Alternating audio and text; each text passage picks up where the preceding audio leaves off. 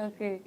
So మీరు రీసెంట్‌గా చేసిన 'హాయ్ నాన్నలో' కూడా ఆ సాంగ్ చాలా హిట్ అయింది. అవునండి. సో 'హాయ్ నాన్నలో' నాని గారితో వర్క్ చేయడం ఆ ఎక్స్‌పీరియన్స్ గురించి?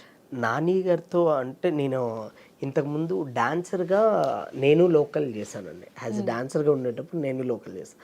అలాంటిది మళ్ళీ ఆయనతో కొరియోగ్రఫీ చేసినప్పుడైతే అసలు చాలా బాగా అనిపించింది. అంటే అంటే ఏదో మన పక్కింటి ఒక బ్రదరు, హ్మ్.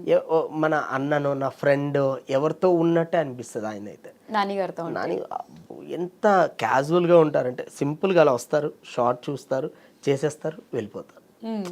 అంతే. చాలా ఫ్రెండ్లీగా అసలు అంటే మన పక్కింటి అబ్బాయి అంటారుగా, అందుకే న్యాచురల్ స్టార్ అంటారు. హ్మ్. సో, అంత అంటే ఎలా అంటే ఒక ఫ్రెండ్‌తో వర్క్ చేసిన ఫీలింగ్ వచ్చింది. ఒక అన్నతో వర్క్ చేసిన ఫీలింగ్ వచ్చింది. ఓకే.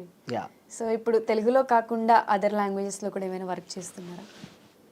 ఇంతకు ముందైతే చేశానండి. 'రణబీర్ కపూర్' గారితో చేశాను. హ్మ్. అది కూడా యాక్చువల్లీ గణేశాచార్య గారిది 'ఊ అంటావా' తర్వాత ఆయనకి ఇక్కడ వర్క్ నచ్చి మళ్ళీ అక్కడ నన్ను పిలిపించారనమాట.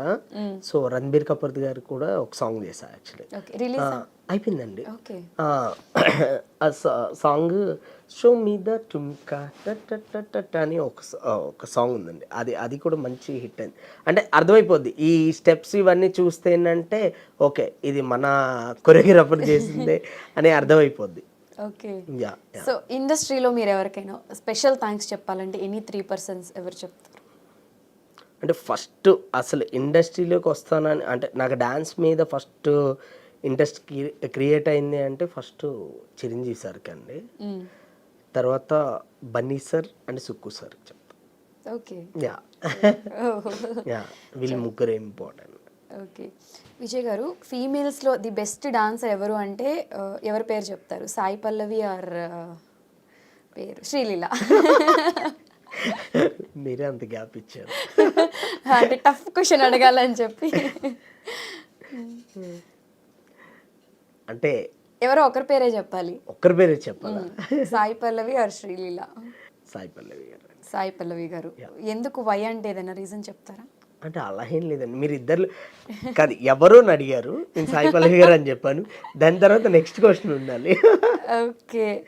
సో మీ రీల్స్‌కి మీరు కొరియోగ్రాఫ్ చేసిన సాంగ్స్‌కి చాలామంది ఫారినర్స్ రీల్స్ చేస్తున్నారు. అవునండి. అది చూసినప్పుడు మీ ఫీల్ ఎలా ఉంది? అంటే ఇక్కడ వాళ్ళకి ఆ స్టెప్స్ చేయడం ఈజీ.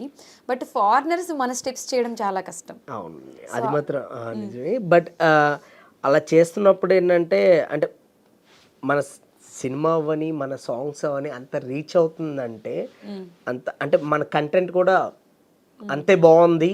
సో, మన కంటెంట్‌ని ఇంకా పెంచాలి. అంటే ఇంకా రీచ్ అవ్వాలంటే ఇంకా చేయాలి. ఇంకొంచెం వెళ్ళాలని కోరుకుంటున్నా. ఓకే. యాహ్! సో ఇప్పుడు మీకోసం కొన్ని ర్యాపిడ్ ఫైర్ క్వెషన్స్.